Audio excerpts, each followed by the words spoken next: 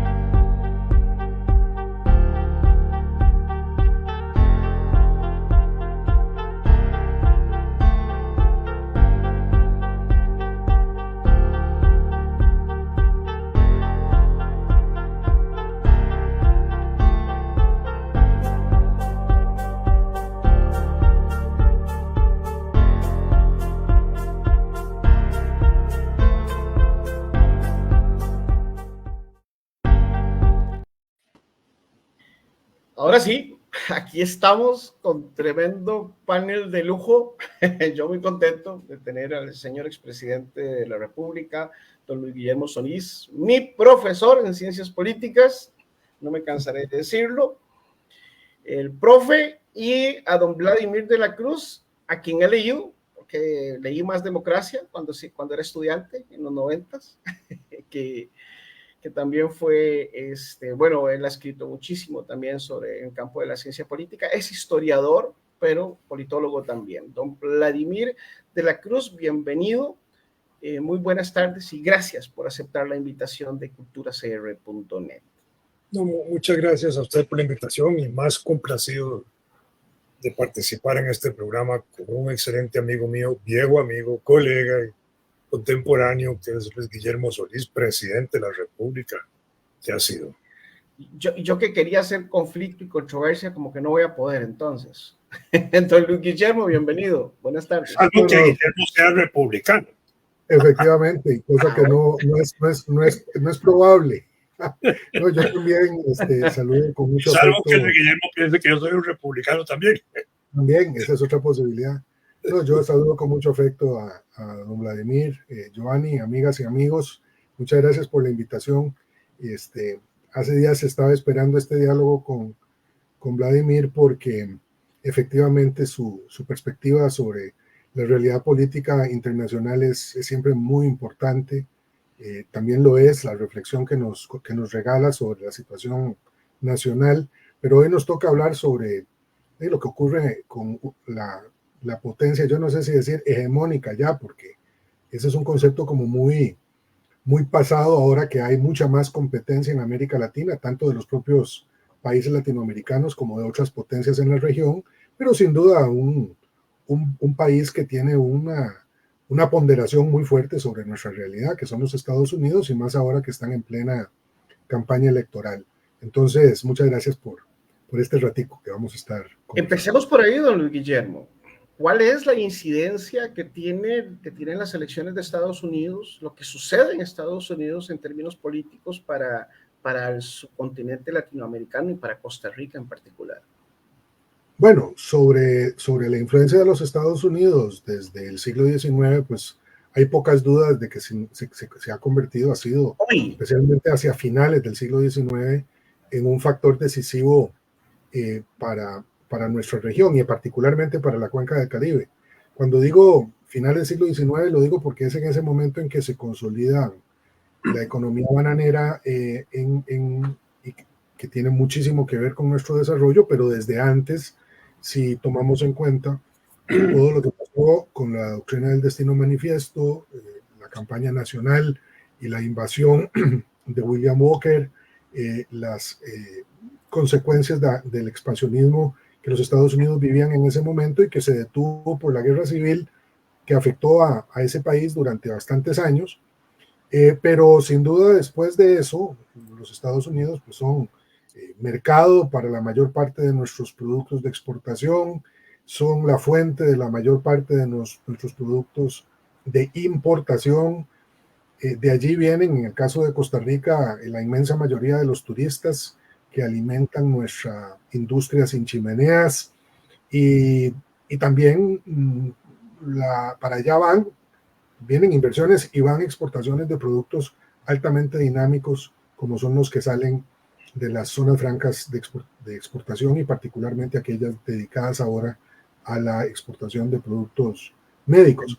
Entonces, eso desde el punto de vista económico, comercial, industrial, turístico y por no decirle político, porque los Estados Unidos siguen siendo, a pesar de la competencia aumentada que ya mencioné, de Rusia, de China, de las subpotencias regionales, en México, Brasil, ahora Colombia, lo estamos viendo claramente en el caso venezolano, los Estados Unidos siguen siendo una potencia que, aunque no nos está viendo a menudo con ojos simpáticos y de socios, ¿verdad? Especialmente nos tienen en un rinconcito muy pequeño en sus prioridades de política exterior, pues sigue teniendo un espacio importante como fuente como referente, digamos, de nuestra política local.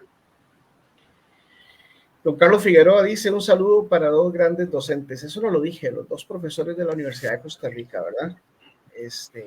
Ok, muy bien, un saludo entonces para don Carlos que está con nosotros, muchas gracias. A los demás que están por ahí pueden poner comentarios en Facebook y aquí los vamos a ir compartiendo también sus preguntas. Don Vladimir, ¿cuál es la gran diferencia entre la incidencia o influencia que tenía Estados Unidos antes, usted como historiador, pero la que tiene hoy en particular, sobre todo en Costa Rica? Es decir, sabemos que un poco más del 50% de nuestras exportaciones, creo que el último dato andaba por ahí, va hacia Estados Unidos. Empecemos desde ahí. Y siempre es determinante, digamos, la presencia de Estados Unidos, no solo en Costa Rica, en muchas partes del continente. Sumándole datos a lo que señalaba Luis Guillermo, a finales del siglo XIX incluso participó como juez en el conflicto que teníamos en el limítrofe con Nicaragua, y dándonos la razón a nosotros en esa disputa que todavía Nicaragua mantiene con nosotros. Pero a partir de 1900, digámoslo, en esa primera mitad del siglo XIX, el desarrollo de los Estados Unidos implicó también una política exterior que se llamó The Big Stick, que se llamaba el Gran Garrote, con lo cual Estados Unidos intervenía arbitrariamente en cualquier situación que encontrara que se afectaban los intereses norteamericanos, ya fuera porque se habían nacionalizaciones, había intervenciones por problemas de aduanas, etcétera, al mismo tiempo que metía digamos, militares en el Caribe, ¿verdad? Intervino en Colombia, en la guerra liberal de Colombia, para provocar o contribuir a provocar la independencia de Panamá, y así inventaron un país para apropiarse de un canal y desarrollaron un canal con un país con 6 fronteras, los 2 mares, las 2 tierras y además las fronteras internas del canal, que eran fronteras verdaderamente lo que había ahí. Después desarrollaron no solo la política del Gran Garrote, con la cual ellos tomaban la decisión de intervenir, impulsaron la constitución de ejércitos modernos, sustituyendo los viejos ejércitos que venían de la independencia en muchos países, y así impulsaron guardias nacionales como en Panamá, en Cuba, en Haití, en Nicaragua, y desarrollaron dictaduras y tiranías y satrapías y gobiernos autoritarios.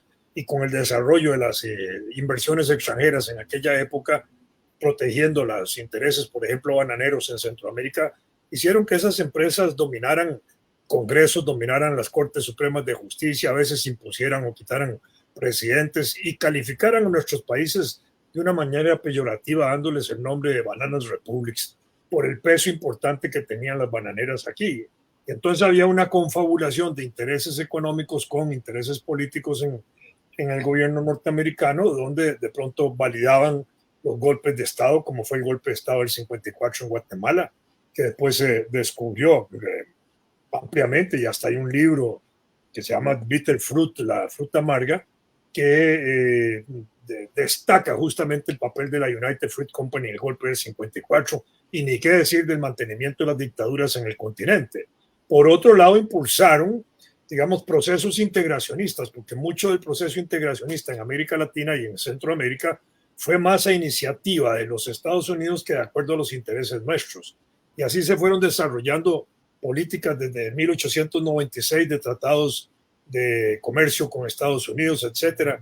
Nosotros tuvimos un tratado de comercio en 1935 o 36 que fue opuesto nada menos que por el canciller de la República en esa época, que provocó que renunciara muy heroicamente el canciller porque no estaba de acuerdo con ese tratado, que era Manuel Francisco Jiménez Ortiz, me parece que era el canciller de León Cortés. Y después se impusieron en la década del 50, se impusieron los organismos regionales, y ya en los años 60 también impulsaron el mercado común centroamericano, y con el mercado común centroamericano impulsaron la organización, el CONDEC, el Consejo de Defensa Centroamericano, que era un conjunto de ejércitos del cual nosotros somos miembros ahí permanentes, pero no por ejército, sino tiene otro nombre, la presencia nuestra ahí de observadores. Y por otro lado, se desarrollaron los pactos comerciales y los tratados, como el último tratado de libre comercio con Estados Unidos. Se le llama libre comercio Centroamérica, Estados Unidos y República Dominicana, pero en realidad es solo Estados Unidos, porque la negociación fue solo de Costa Rica con Estados Unidos, de cada uno de los países y después los pegaron en un solo documento. Y República Dominicana incluso entró 6 meses después y eso le da cuerpo. No es igual al Tratado de Libre Comercio con la Unión Europea, que sí exigió a la Unión Europea una participación conjunta de todos los países de Centroamérica.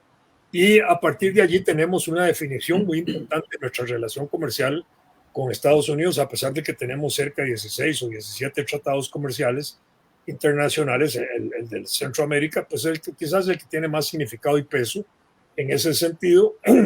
Y ahí eso ya define muchas cosas, aparte de la asistencia, la colaboración en otros campos a través de AID, del BID y organismos internacionales donde Estados Unidos juega un papel muy significativo, de manera que nuestra economía está bien amarradita al tren económico de los Estados Unidos.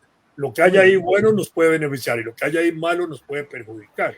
Y desde el punto de vista electoral en Estados Unidos, los partidos republicano y demócrata en general han mantenido una actitud bastante similar hacia América Latina y hacia nosotros, que no ha habido una distinción que uno pueda definir que hay más ayuda o menos ayuda, porque los gobiernos estos ayudan más o menos en determinados campos.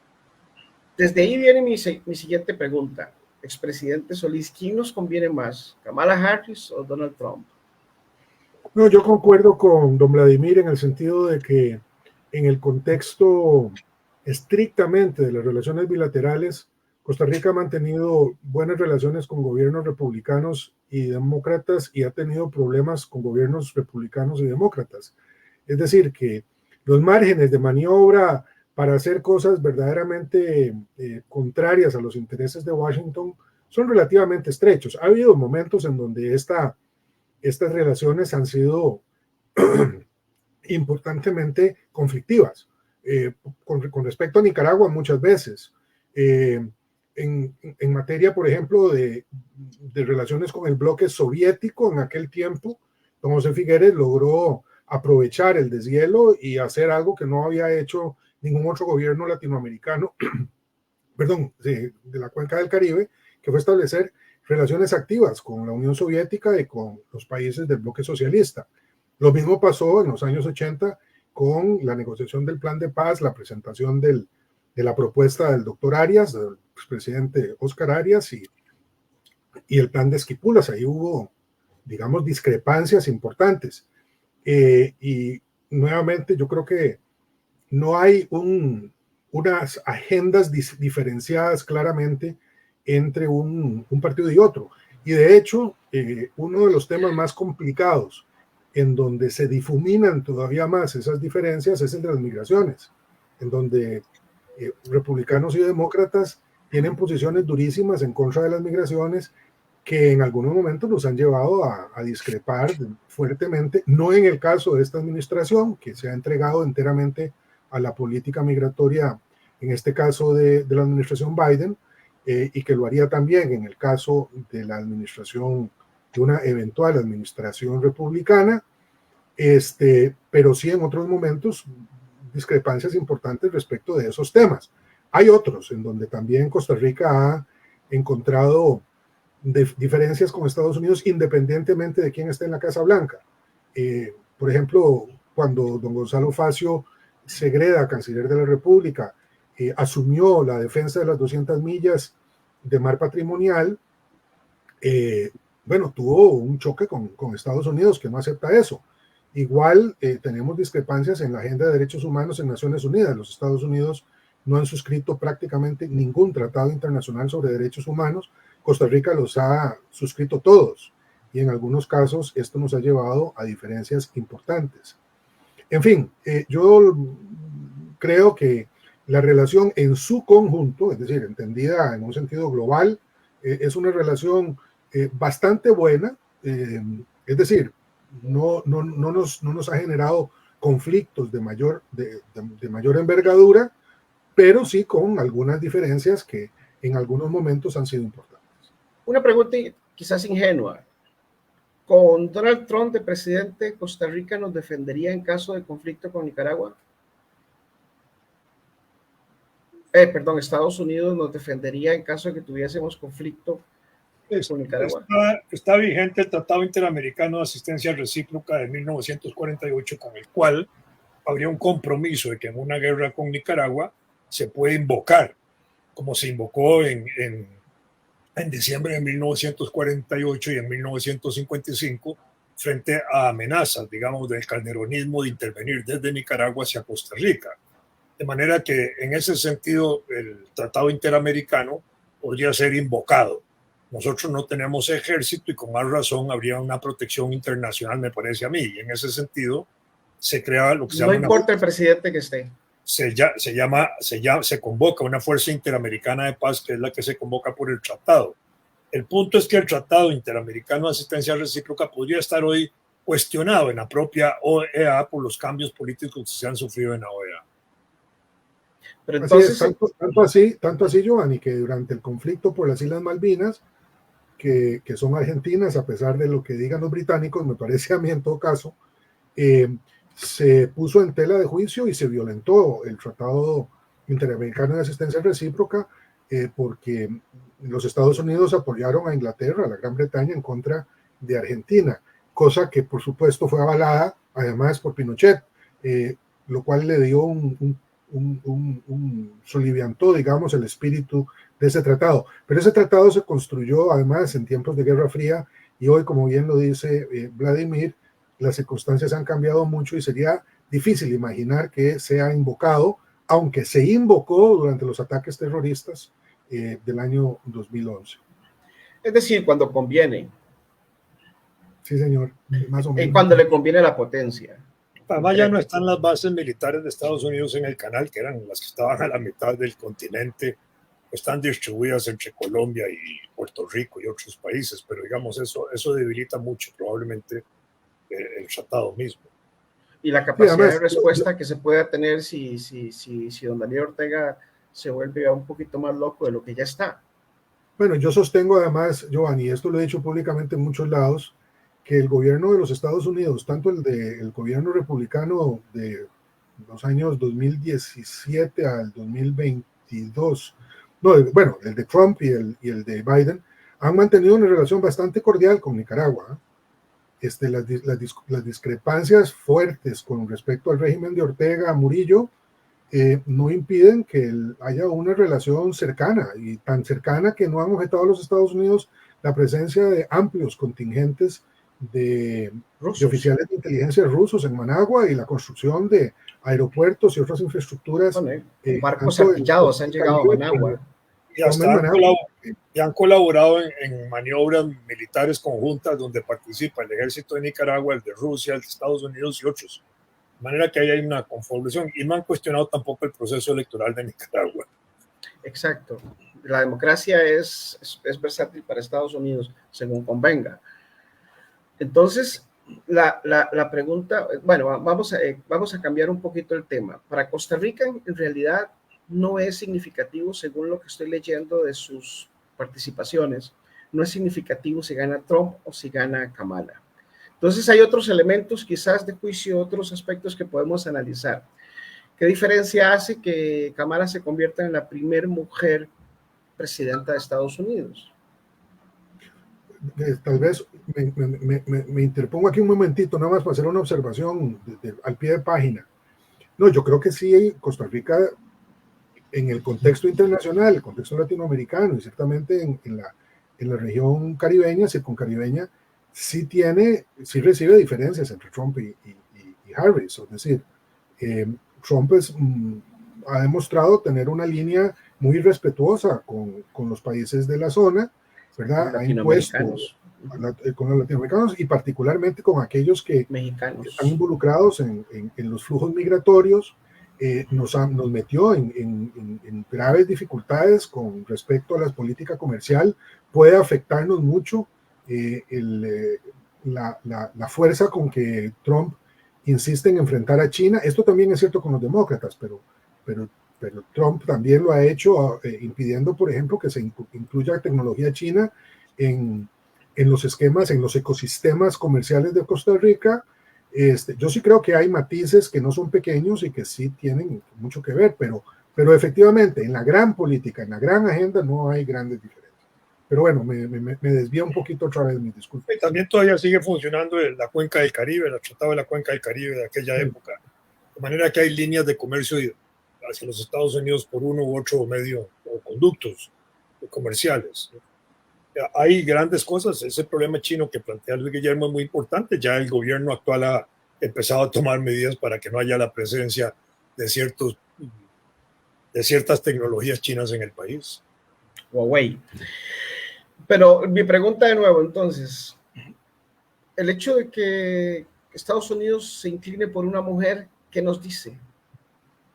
Bueno, yo creo que dice lo que todos las personas que más o menos tenemos posiciones progresistas quisiéramos ver más repetidas en todo el mundo, más mujeres que representan más de la población, más de la mitad de la población del mundo asumiendo estas posiciones de liderazgo que tanto beneficio han traído.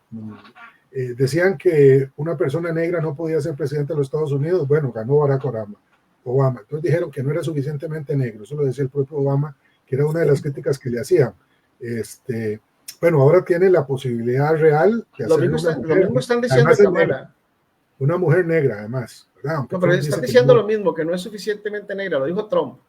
No, por eso, y hay todo tipo de cosas, pero es que en Estados Unidos hay mujeres tan poderosas o más poderosas que la presidenta de los Estados Unidos, ocupando posiciones de primer nivel en el mundo de la economía privada, en el mundo de las ciencias, en el mundo de la academia, de las artes, estamos viendo las Olimpiadas. Entonces, esto es un momento que le ha llegado a las mujeres porque les toca.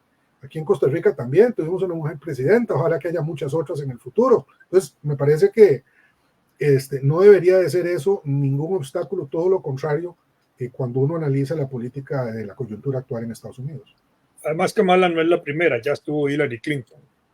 Como candidata, sí. También como candidata. Sí, pero no la permitieron. Bueno, no ganó.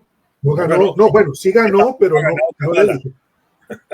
¿Perdón? Bueno, Hillary ganó, lo que pasa es que como allá el voto es en segundo grado, ¿no? Bueno. Ganó por 3 millones de votos. Una paliada en millones de votos. 3 millones de votos le metió Hillary Clinton claro. Pero el sistema no le permitió llegar. Efectivamente. No, a Trump, el primer Trump. Ok, sí. Sí, bueno, ese es el sistema de dos vías. Entonces, le voy a hacer una preguntita directa. Si ustedes fueran ciudadanos estadounidenses, ¿por quién votarían? Sí, es que el panorama electoral de los Estados Unidos no solo es partido republicano y partido demócrata. También hay una gama como de 10 partidos adicionales que participan en el proceso electoral, solo que de acuerdo a los tecnicismos electorales de los Estados Unidos, aquellos partidos que por las encuestas llevan cierto porcentual son los que obtienen, digamos, el escenario electoral. Pero hace pocos años, en un proceso electoral, hace como 3 o 4, se les metió un tercer candidato en los debates. Entonces, eso para demostrar eso. Si usted me dice a mí por quién votaría, yo votaría por la izquierda norteamericana. Por un tercero. El Partido Demócrata y el partido. En Estados Unidos hay una izquierda que va desde la izquierda socialista hasta el Partido Comunista y participan en los procesos electorales. Incluso en los últimos procesos, el estigma, ¿verdad? Han dado votos, han votado a favor del demócrata, pensando que la tensión electoral es muy fuerte. Entonces, dependiendo, y podría ser que no me gustaran esos partidos tampoco y termine yo votando por otro. O si la situación está muy tensa entre uno y otro, termino optando por una mejor opción de los posibles ganadores, ¿verdad? Porque así es como se vota también en Costa Rica ahora. Sí, yo si hubiera sido presidente le habría tenido que contestar yo diciendo el voto es secreto.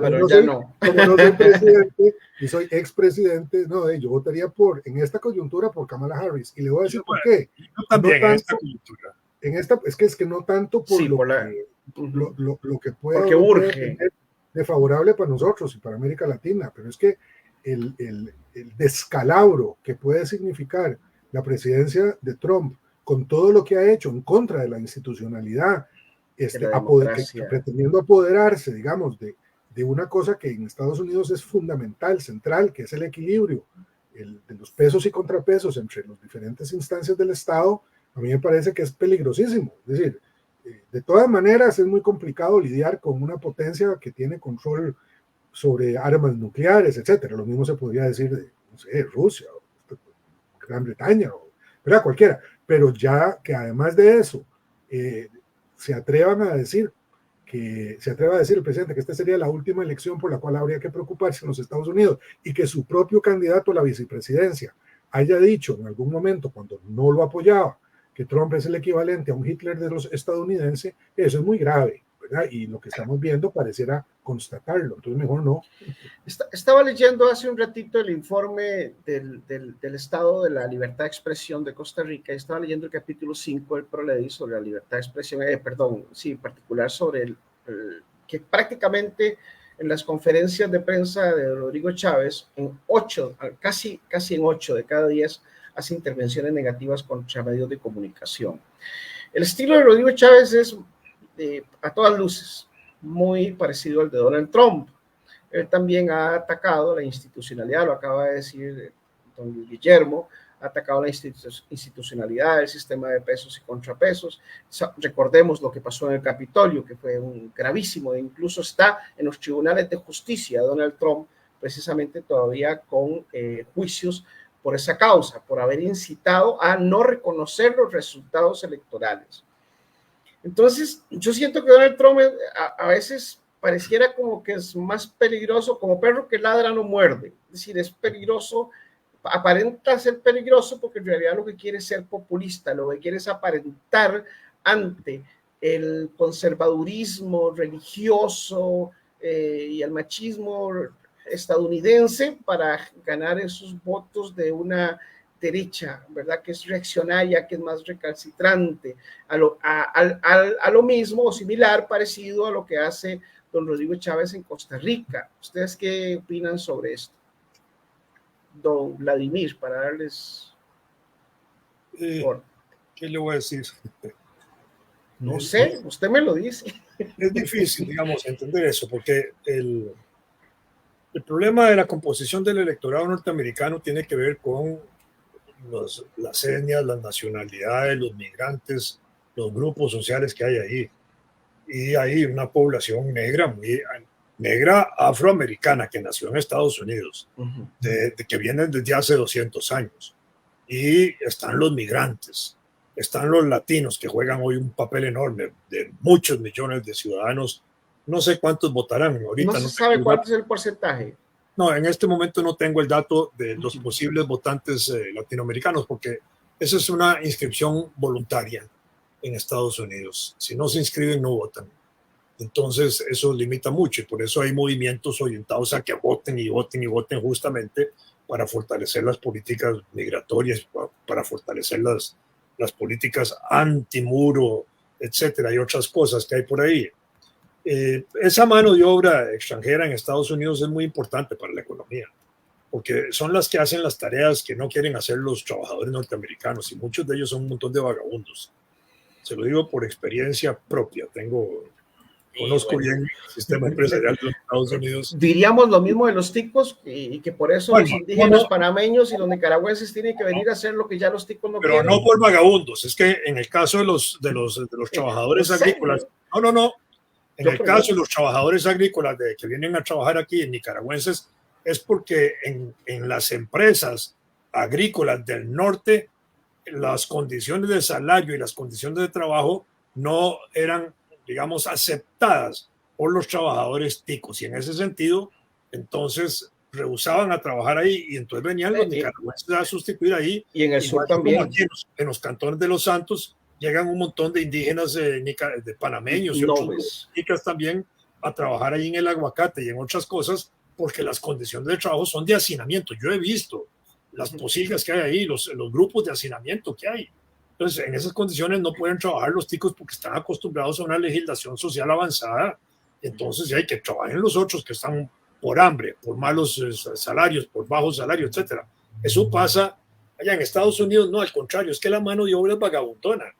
Ya trabajan lento, trabajan mal, o trabajan exactamente a los ritmos que se quieren en los horarios, y a veces las empresas exigen más intensidad, y entonces eso no lo hacen ellos, lo hacen los latinos, fundamentalmente, con toda la legislación al día. Es decir, no es que están al margen de la legislación, allá es muy riguroso el problema de la legislación. Eso lo conoce también Luis Guillermo, que ha vivido allá mucho tiempo. Allá lo que es la legislación se cumple. La jornada de 8 horas se cumple. Yo sí creo, Giovanni, varias cosas a propósito de tu pregunta. Lo primero es que yo no estoy seguro que convenga, y yo creo que ese es un defecto de formación que Vlad y yo tenemos, hacer comparaciones que puedan resultar no relevantes. Es decir, comparar cosas similares puede llevarnos a equívocos, ¿verdad? Y el sistema político estadounidense, la economía es muy distinta a la de aquí o a la de El Salvador, y decir que Bukele es un Trump salvadoreño, que Bolsonaro era el Trump brasileño, esa vaina lo puede meter a uno en complicaciones que no convienen. Porque, por ejemplo, aquí la mayor resistencia que ha tenido, o una de las mayores resistencias, si no la más importante que ha tenido el gobierno de Chávez, es la de la institucionalidad judicial y particularmente de la sala constitucional. En los Estados Unidos, ya Trump en su primer gobierno cargó a la Corte Suprema de Justicia de magistrados que permanecen hasta su muerte en ese cargo, que son conservadores y que han empezado a tomar decisiones realmente muy preocupantes. No solamente ponerle fin a Roe versus Wade, que era la decisión que había permitido el aborto en Estados Unidos, sino ahora también básicamente declarar que el presidente de los Estados Unidos puede hacer lo que se le ocurra sin que pueda ser llevado a los tribunales. Eso es gravísimo, ¿verdad? Es una licencia de corso para el presidente de los Estados Unidos, cualquiera que este sea, o la presidenta. Pero entonces, ese es un tema que a mí me preocupa. Lo segundo es que yo creo que hay que profundizar más, Giovanni, en eso que decías, porque no queda claro qué significa que en los Estados Unidos las elecciones sean de segundo grado. Por eso es que a mí me parece que las encuestas estas que están saliendo, donde dicen que ya Kamala le gana 2 puntos a Trump en el plano nacional, son poco significativas. En Estados Unidos... No, Trump gana por un punto. Por un punto. Bueno, peor todavía. En los Estados Unidos, el voto popular, que es como se le llama, el voto de toda la población, bajo el principio de un ciudadano, un voto, no es lo que determina quién gana una elección. Un presidente puede ganar el voto popular y pierde el voto en el colegio electoral, que es el segundo escalón a donde realmente, por vía de representantes estatales, estaduales, dirían en Brasil, se designa la presidencia. Hay un número de 276, me parece, mínimo de delegados que tienen que obtener un candidato para ganar la elección. ¿Qué significa eso? Significa que puede ganar, como Hillary Clinton ganó el voto popular, y pierde las elecciones. Y eso traslada a los estados la responsabilidad de elegir. Y hay en los Estados Unidos, había con Biden 5, ahora parece que hay como 7 estados que van a ser los fundamentales como pivotes para ese voto de representantes que determinará quién es el nuevo presidente. Y ahí hay que estudiar cada estado por separado. Y son esas mezclas que señalaba Vladimir. Cuánta población negra, cuánta población latina, cuánta población migrante, cuántos independientes, cuántos indecisos, cuántas mujeres, por quién quieren votar las mujeres en ese estado, por un conservador o por una... Ese tipo de complicación no la estamos midiendo bien en países que no entendemos siempre, como algunas veces la complejidad del sistema electoral estadounidense, y que me parece deberíamos de mirar con mayor precisión. Todavía falta mucho. Esto no está ni remotamente cocinado en favor de ninguno de los dos. O sea, si yo les pregunto, les hago una pregunta de pitonizo, de Nostradamus, ustedes, ¿quién creen que va a ganar? Me dirían, no lo sé. No lo sabemos. No lo sé. Según el sitio fact-chequeado, lo acabo de revisar, según este centro de investigación, hay unos 34.5 millones de latinos que son elegibles para votar, ¿verdad? No registrados, supongo. Hay que hacer la salvedad precisamente a lo que acaba de decir don Vladimir. Eso se traduce en que los latinos representan el 14.3% de todo el electorado en Estados Unidos, superando la cantidad de votantes negros, quienes representan el 13.6% del electorado. Bueno, la diferencia es muy poca. De acuerdo con ese dato, estamos hablando de que estamos teniendo un 28% de electores que no son, digamos, no sé, arios, anglosajones, es decir, que son latinos y negros, que se identifican así allá, ¿verdad? Yo no sé, para mí serían, al final ya casi que todos son mestizos. Esas diferenciaciones étnicas son tan odiosas, pero bueno. Un saludo para Cecilia Rodríguez, que ahí dejó un mensajito también. Hillary está apoyando a Kamala, eso suma, igual que Obama la apoya. Bueno, son los demócratas, ¿verdad? Entre demócratas se van a apoyar, y sobre todo en esta coyuntura. Ok, ¿qué tiene de especial esta coyuntura, don Vladimir? Un dato. Que haya negros y latinos no significa nada, porque también hay negros y latinos con el republicano. Sí, claro. Los hay activistas y los hay activistas. Y xenofóbicos y racistas. También, todo eso existe. Sí, y incluso latinos antilatinos, ¿verdad? Que están contra el proceso migratorio. Ahí están con el Partido Republicano. Entonces, eso quiere decir que también eso está ligeramente dividido. Por supuesto que en las tendencias generales de los Estados Unidos, el Partido Demócrata, no siempre, porque en el siglo XIX era un partido muy reaccionario, después se cambia y tiene un apoyo de la masa obrera, de la Confederación, de la American Federation of Labor, de la Federación Americana del Trabajo, que era muy importante y sigue siéndolo. Pero esa AFL, esa asociación, en la campaña de Trump también lo apoyó a Trump. Es decir, ¿por qué? Porque estaba defendiendo aspectos relacionados con problemas del empleo que planteaba Trump. Entonces, esto para entender que incluso a esos niveles hay susceptibilidades y divisiones que no dejan de tener su peso. ¿Hacia dónde se puede inclinar hoy la masa de trabajadores organizada en sindicatos? Eso va a ser importante cuando haya algún pronunciamiento de la AFL, pero hasta ahorita que yo no he visto ninguna orientación en esa dirección. No sé si se orientarán por Kamala Harris o por el otro. Eso es un problema, o si le mantendrán el voto que ya le mantuvieron en la elección pasada a Trump. Estos son los detalles. Esto no es tan fácil. Esto no es como apretar un jabón. Nadie sabe para dónde sale todavía. Es decir, ahí estamos en esa situación particular. Y en Estados Unidos, en la decisión de voto, influyen mucho las estadísticas, ¿verdad? Y las encuestas. Y bien decía Luis Guillermo que eso todavía no está claro tampoco. Ahorita hay una tendencia a empate técnico, sí, porque, digamos, la propuesta de Kamala surgió, digamos, golpeando un poco a Trump y toda la estrategia que traía Trump contra Biden, y entonces la levanta. Y después tiene la virtud de ser una fiscal, que en Estados Unidos es un puesto judicial muy importante, acostumbrada al debate y ese tipo de cosas, donde sí le puede dar una leccioncita a Trump. Porque ciertamente parece que fue un tiro por la culata, ¿verdad? Los ataques de Trump a Biden le resultaron siendo un tiro por la culata, en el sentido de que lo que hizo fue bajarle el piso, desacreditarlo, pero vino una contrincante que puede tener más peso contra él en muchos sentidos. Bueno, para empezar, lo convierte en el candidato anciano de la carrera, cosa que, por ejemplo, claro, ocupaba el puesto Biden. Pero aquí hay, bueno, yo sí, Vladi, leí ayer precisamente que la AFL-CIO le había dado el apoyo a Kamala porque Biden defendió mucho y fue el primer presidente que se fue a lo que ellos llaman un piquete de que protestaban en la industria de los automóviles. Entonces, nuevamente ese bloque lo recuperaron. Lo recuperaron.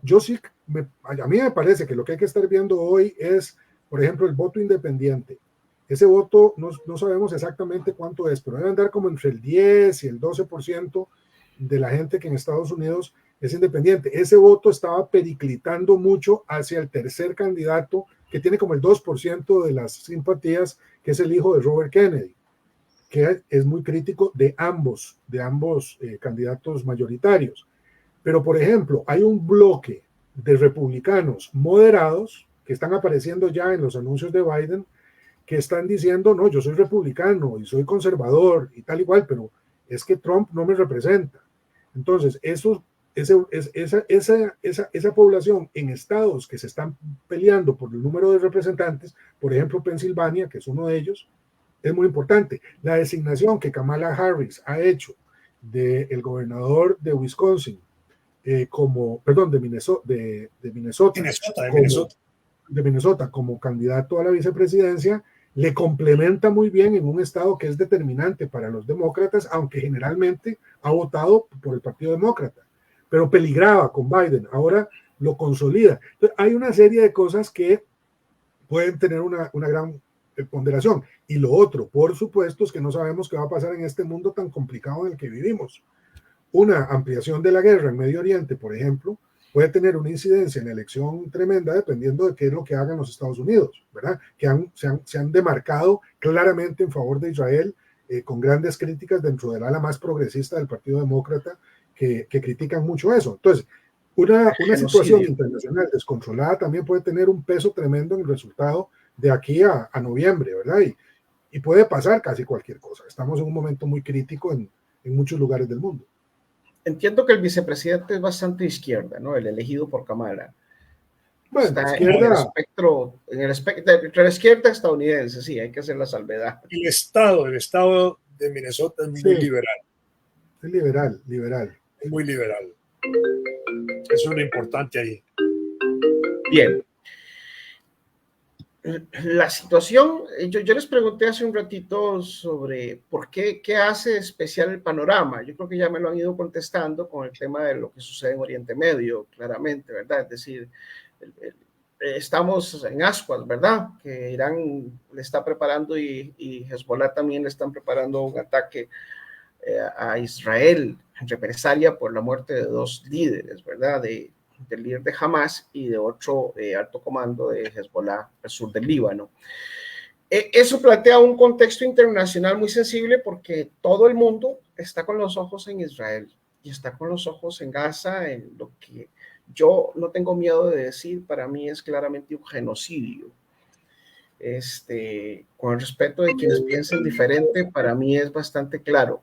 Es decir, de hecho, el ministro de Finanzas de Israel, Smotrich, dijo el otro día que quiso justificar que se justificaba la muerte por inanición de 2 millones de personas en Gaza. Una cosa atroz, espantosa. Le devolvieron 90 y tanto de cadáveres a Gaza en estado de putrefacción. Si eso no es simbólico, díganme qué lo es. Si eso no es genocidio, entonces yo quisiera saber qué no es. Pero Estados Unidos, y a mí me llamó la atención cuando Guillermo dijo eso, Biden, los demócratas están apoyando esto que sucede y no han tenido reticencia. Trump dice que él acabaría la guerra de Ucrania y acabaría los problemas en Oriente Medio. ¿Ustedes creen realmente? Bueno, ahora con Kamala tenemos que ver la posición de Kamala, si se viste más de moderación o si sigue con la línea de Biden. Pero ¿ustedes creen que haría diferencia que gane Kamala o que gane Trump en Oriente Medio o en Ucrania? Yo por lo menos creo que sí. Es decir, Trump se ha declarado amigo de Putin.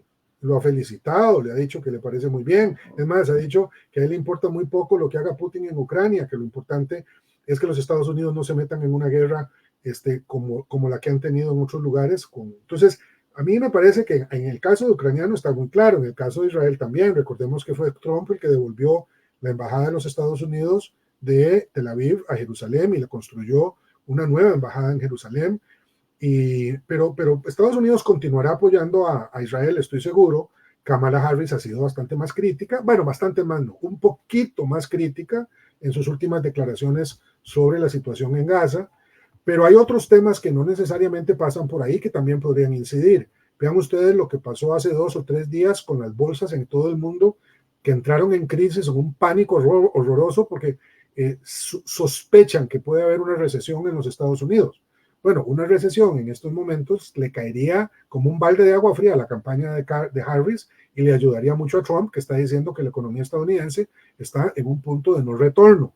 Entonces, esto es complicado, es decir, aquí hay un montón de temas que por el peso de los Estados Unidos pueden inclinar la balanza hacia cualquier lado. Don Ronald ahora decía, Ronald Álvarez, que la moneda está en el aire, y yo creo que tiene razón, don Ronald. La moneda está en el aire, puede pasar cualquier cosa y está lejos, aunque hay mucho entusiasmo y ese entusiasmo está trayéndole plata y mucho apoyo de voluntarios a la campaña de Harris, muchas dudas de que esto todavía esté ganado. Yo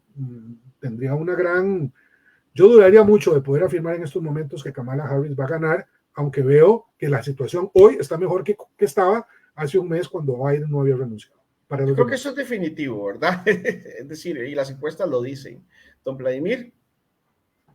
en el panorama ese regional militar que hay ahí, me parece que hay una situación muy tensa, pero hay algo que es muy claro. Si la OTAN, las fuerzas de la OTAN, soldados de los países de la OTAN participan en Ucrania, Putin ha dicho claramente que entenderán que esa es una guerra de la OTAN contra Rusia y ellos responderán a la OTAN. Y responder a la OTAN podría significar tirar bombas en Estados Unidos y en Canadá, que son miembros de la OTAN, donde nunca ha caído una bomba en un conflicto militar. Y eso sí podría alterar el panorama mundial y llegar a una situación de una especie de guerra nuclear de baja intensidad. La situación y Putin, Trump está muy claro de que esa guerra hay que pararla. Y yo creo que Putin está claro en el sentido de que los gastos de la OTAN recaen fundamentalmente en Estados Unidos y la tesis de Trump es que los países de la OTAN cubran proporcionalmente los gastos en conformidad a la participación de ellos y a las obligaciones del tratado en ese conflicto y en el mantenimiento de la guerra. De manera que ahí sí hay, digamos, un desbalance porque Trump ha asegurado que para la guerra. De cualquier manera, esa guerra la para. No va a parar la de Gaza porque eso no lo ha dicho. Ese es otro conflicto muchísimo más complejo porque en la posibilidad de extenderse a Líbano y a Irán y a estos otros países, ya eso podría desarrollar un conflicto de mayor intensidad y gravedad mundial, me parece a mí, porque ahí ya sí pueden involucrarse China, donde hay muchas inversiones en esa parte, así como las hay en el norte de África y en otro lado. En este momento, si no recuerdo mal, China tiene el mayor nivel de inversiones en el África más que con los otros países mundiales. Los convenios de ferrocarriles, los convenios de puertos, de aeropuertos, una gran cantidad de cosas que ahí van. Está la ruta de la seda que cubre ya casi 70 y pico de países, la nueva ruta de la seda. Hay una gran cantidad de cosas ahí que se pueden poner en conflicto y que podrían tensar más. Nadie asegura que lo que pasa ahí en Gaza vaya a tener un resultado más feliz de lo que ya tiene. Es decir, eso actualmente es un campo de concentración hecho por Israel. Gaza tiene una muralla alrededor de toda la región. Eso es un campo de concentración. Y el Netanyahu es un carnicero de ese campo de concentración al estilo de los carniceros de Warschau y de los otros campos de concentración que había en Alemania. No, eso es así. Lo que pasa es que no se le ha calificado en esa dimensión, pero es el carnicero del campo de concentración de Gaza. Y esos son los toldos del ministro de Justicia. En este momento, el resultado de la guerra, lo que han hecho es expandir los procesos de colonización, lo que es brutal y lo cual ya las propias Naciones Unidas han denunciado que no debe ser. Y ellos van avanzando la guerra y van colonizando. Y las Naciones Unidas en las últimas resoluciones les ha dicho eso no lo pueden hacer y lo siguen haciendo.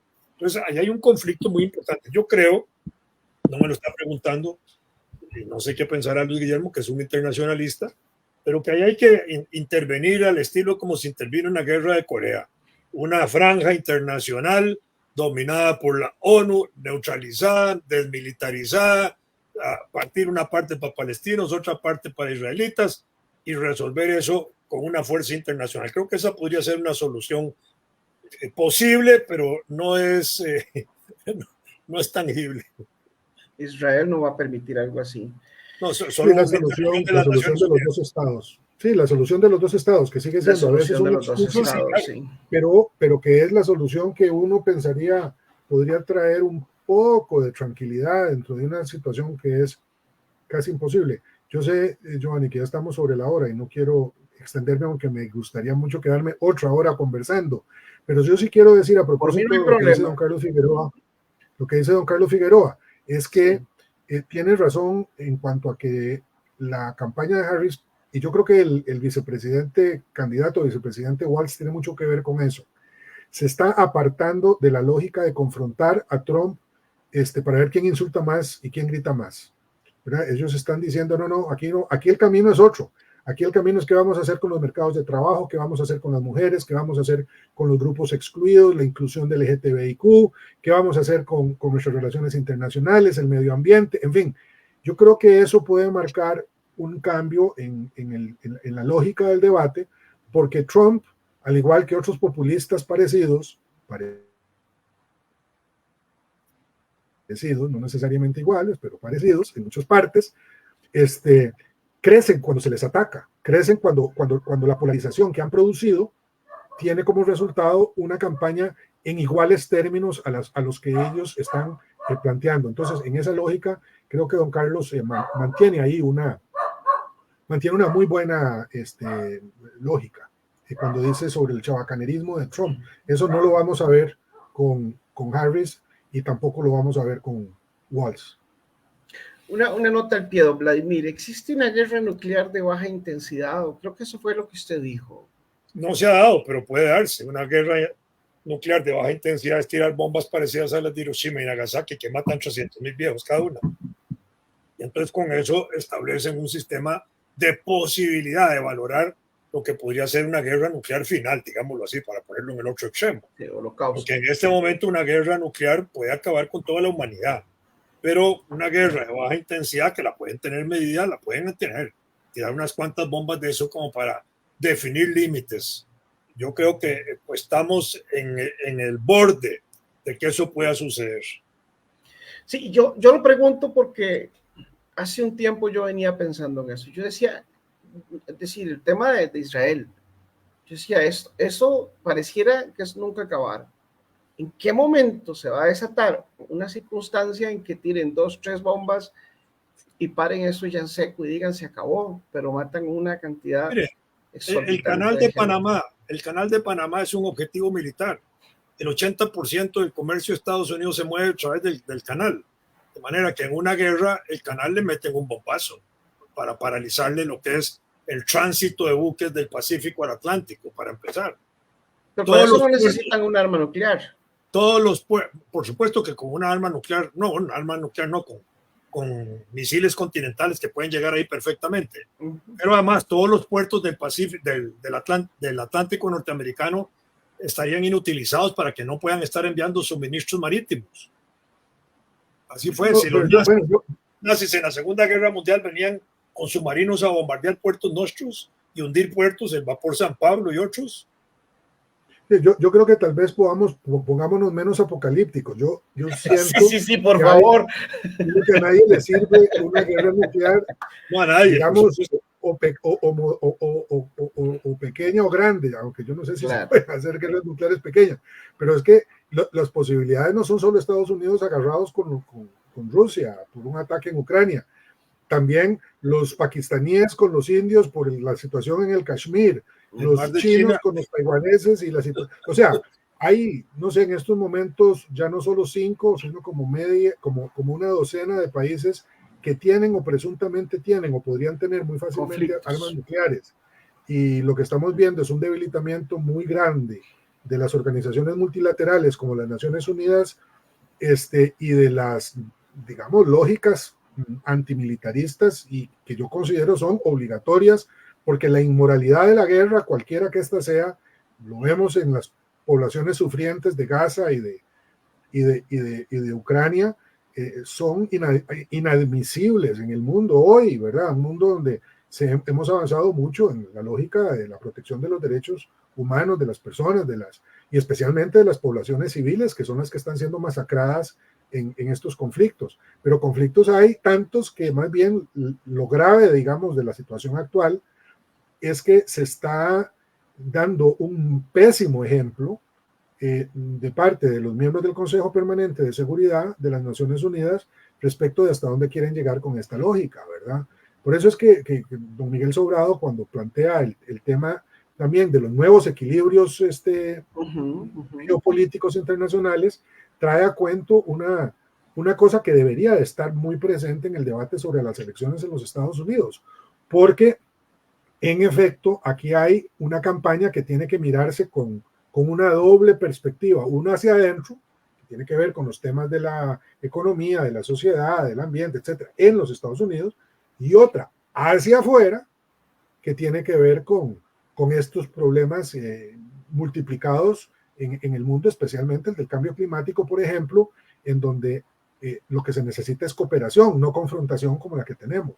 Y por supuesto, aquí me parece que hay mucha tela que cortar todavía. Pero a mí me parece que Trump mina esas intenciones del respeto a los derechos humanos, del multilateralismo, de las organizaciones internacionales, de fortalecerlas. Claro. Y están los problemas del crecimiento de BRICS, por ejemplo, del bloque ese económico que ya se ha ido ampliando a más Brasil, estados. Rusia, India. Está la discusión China de las monedas internacionales también. Sí, y ahí yo creo que hay toda una complejidad que valdría la pena pues en algún momento conversarla con más despacito, como dicen los chilenos, porque sí es,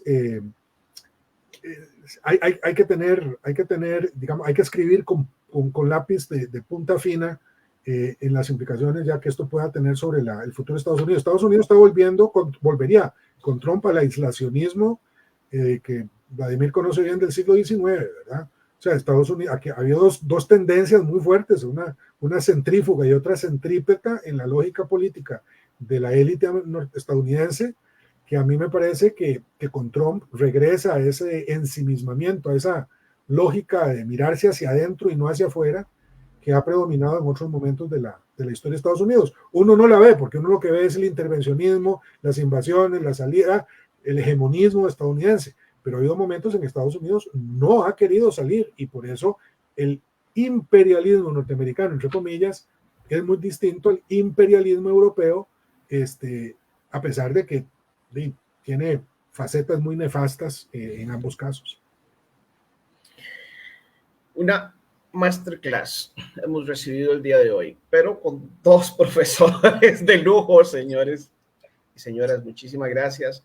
Quiero leer los últimos comentarios antes de ir cerrando el programa de hoy, aparte de agradecer muchísimo, de verdad, la masterclass, como le dicen ahora, para mí es una clase maestra en español, en buen español, o magistral. Lo que pasa es que magistral es cualquier clase, ¿verdad? Que da un profesor frente a la pizarra. Yo le quiero dar aquello de magistral una connotación de que nos han enseñado, nos han dicho y nos han hecho un análisis definitivamente de mucho aprendizaje.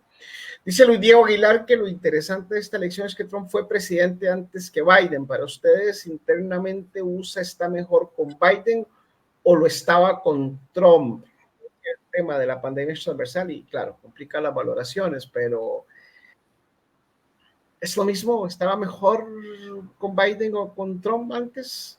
Depende de los sectores económicos que se quieran analizar. Hay sectores de la economía que estaban mejor con Trump, como los hay ahora con Biden y al revés. Sí, al final de cuentas es eso. Los datos que da la campaña de Kamala Harris son muy, muy favorables para Biden, pero habría que ver ya estado por estado, otra vez hay que mirar las poblaciones específicas, en fin. Sí, claro, depende de los sectores. Entonces, Ronald Álvarez, cuando hace un programa sobre el desastre de Venezuela, bueno, la situación de que está sucediendo en Venezuela en estos días, indudablemente don Vladimir de la Cruz, que fue embajador en Venezuela, pues conocerá bien el contexto, y don Guillermo, que es, como bien lo dijo don Vladimir hace un rato, un internacionalista de muchísima experiencia, nos podrían, yo le tomo la palabra a don Ronald, a ver que me acepten los invitados y hacemos un programa sobre la situación de Venezuela, que también es bastante compleja, muy, muy compleja. Después, no nada más, saludarlos a todos. Se pone más compleja con la declaración del Centro Carter, que sobre el análisis de las actas electorales da por resultado ganador a Edmundo González. Eso sí es más complejo en este momento. Y Biden reconociendo también a González. Entonces, ya esto pone más compleja la situación, por supuesto que sí. Pero cuando hablamos... La última cosa que vi ahora en la tarde, vi que Chile, México y Brasil, que son los países que están mediando para buscar una transición de Colombia. Colombia también. Colombia, Brasil y México emitieron un comunicado a eso de las 4:30, lo vi antes de entrar al programa, donde dicen donde establecen, digamos, algunas condiciones que consideran esenciales, y esas le quitan mucho margen al gobierno de Maduro. Entonces, efectivamente, la cuestión está bastante complicada. Y don Guillermo lo leyó en culturacr.net, digo yo, porque lo acabamos de publicar, y precisamente... Sí, claro, y posiblemente también leyó que Corina Machado dijo ver con buenos ojos esa intermediación, sí, claro, porque ya ahí estamos hablando de que Brasil es AMLO, ¿verdad? Que es izquierda, es Petro en Colombia, que es izquierda, y claramente en Brasil es Lula, que también es izquierda. Es decir, es una mediación bastante prudente. Después han de saber los espectadores que en el régimen Ortega Murillo hizo otra cosita de esas, ¿verdad? De esas tonterías que hacen, y Brasil acaba de retirar el embajador de ese país en Nicaragua y viceversa. Es decir, acaban de romper relaciones por diferencias precisamente con respecto a Venezuela. Nos fuimos con Venezuela. No han roto relaciones, Giovanni, no han roto relaciones. No, es cierto. Retirar embajadores. Sí, retiraron embajadores nada más, hicieron unos cariñitos, pero bueno, y expulsaron embajadores, estamos hablando que los expulsaron. Eso o sea, sí. Ni siquiera fue que los retiraron, no, expulsión directa, y después Lula dijo, no, expulso a la de Nicaragua también como reacción, ¿verdad? Porque la reacción fue de Lula. Don Edgar Alfaro dice: muchas gracias, estimado ciudadano, por compartir sus muy estudiadas vidas con este entusiasta y ávido de sabiduría. Ok, don Edgar, muchas gracias por estar con Entre Líneas. Muchísimas gracias a don Vladimir de la Cruz, a don Luis Guillermo Solís. Siempre nos extendemos con este señor, que bueno, con don Luis Guillermo, porque es la segunda vez que ya nos acepta la invitación, porque es que es demasiado, ¿verdad? El conocimiento y el análisis es poco, que no alcanza una hora. Muchísimas gracias por estar con nosotros. Gracias a ustedes. Muchas gracias por la invitación y por haberme invitado a estar con Luis Guillermo, que yo aprecio mucho. Igualmente, bueno, Vladimir, un abrazo a todos. Yo no sabía eso, yo tenía la esperanza de ponernos a pelear, pero no se pudo. A ver si me aceptan la próxima. Ahí vemos. Hay que pelear menos y abrazarnos más. Bueno, hasta luego. Muy buenas tardes. Donde sea que usted se encuentre, yo espero, honestamente, que esté muy bien. Nos vemos en la próxima edición de Entre Líneas. Feliz noche.